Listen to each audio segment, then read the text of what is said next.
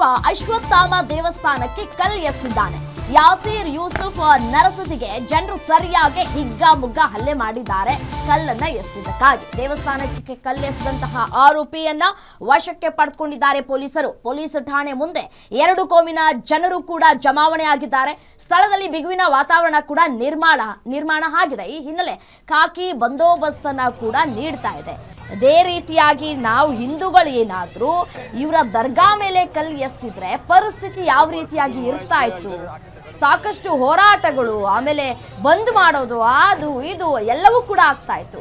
ಏನ್ ಮಾಡಿತ್ತಂತೆ ದೇವಸ್ಥಾನ ಆತನಿಗೆ? ಯಾಕೆ ಕಲ್ಲು ಎಸ್ತಿದ್ದು ಅಂತ ಮತ್ತಷ್ಟು ಡೀಟೇಲ್ಸ್ ನೀಡ್ತಾ ಹೋಗ್ತಾರೆ ನನ್ನ ಕಲೀಗ್ ರಾಜೇಶ್ ಹೂಗಾರ್ ಫೋನ್ ಸಂಪರ್ಕದಲ್ಲಿದ್ದಾರೆ. ಎಸ್ಸೇನು ರಾಜೇಶ್, ದೇವಸ್ಥಾನದ ಮೇಲೆ ಕಲ್ಲು ಯಾಕೆ ಎಸೆದ್ನಂತೆ? ಆತ ಒಬ್ನೇ ಇದ್ನ? ಆತನ ಜೊತೆ ಬೇರೆ ಯಾರಾದ್ರೂ ಇದ್ರ? ಇದೀಗ ಆತನನ್ನ ಪೊಲೀಸರು ವಶಕ್ಕೆ ಪಡೆದುಕೊಂಡಿದ್ದಾರೆ. ಸೊ ಏನಾಗ್ತಾ ಇದೆ ಡೀಟೇಲ್ಸ್ ನೀಡ್ತಾ ಹೋಗೋದಾದ್ರೆ? ದಸರಾಮೆ ಏನಂತಂದ್ರೆ ನಿನ್ನೆ ತಡರಾತ್ರಿ ಈ ಘಟನೆ ನಡೆತಕ್ಕಂಥದ್ದು. ಏನು ಅನ್ಯ ಕೋಮಿನ ಯುವಕ ಏನಂತಂದ್ರೆ ಏಕಾಏಕಿ ಏನು ಅಶ್ವತ್ಥಾಮ ಏನು ದೇವಸ್ಥಾನದ ಮೇಲೆ ಒಂದು ಕಲ್ಲು ಎಸೆತಕ್ಕಂಥದ್ದು.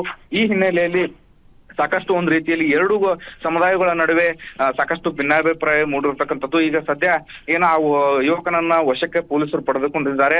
ಎರಡೂ ಸಮುದಾಯದ ಏನು ಯುವಕರು ಏನಂತಂದ್ರೆ ಪೊಲೀಸ್ ಠಾಣೆ ಮುಂದೆ ಜಮಾವಣೆಗೊಂಡಿದ್ರು.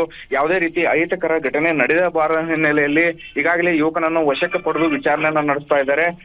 ಎಲ್ಲ ಎರಡೂ ಸಮುದಾಯದ ಏನು ಮುಖಂಡರಿಗೆ ಈಗ ಮನವಿಯನ್ನು ಕೂಡ ಪೊಲೀಸರು ಮಾಡ್ತಾ ಇದ್ದಾರೆ. ಇದನ್ನ ಬೇರೆ ಸ್ವರೂಪಕ್ಕೆ ತೆಗೆದುಕೊಂಡು ಹೋಗೋದು ಬೇಡ, ಯಾಕೆ ಕೋಮು ಗಲಭೆಗೆ ಇದು ಸಾಕ್ಷಿಯಾಗುವ ಹಿನ್ನೆಲೆಯಲ್ಲಿ ಈಗಾಗಲೇ ಶಾಂತಿಯನ್ನ ಕಾಪಾಡಲಿಕ್ಕೆ ಈಗಾಗಲೇ ಸಕಲ ಸಿದ್ಧತೆನೂ ಕೂಡ ನಡೆಸ್ಕೊಂಡಿದ್ದಾರೆ ಅಂತಾನೆ ಹೇಳ್ಬೋದು ರಮ್ಯಾ.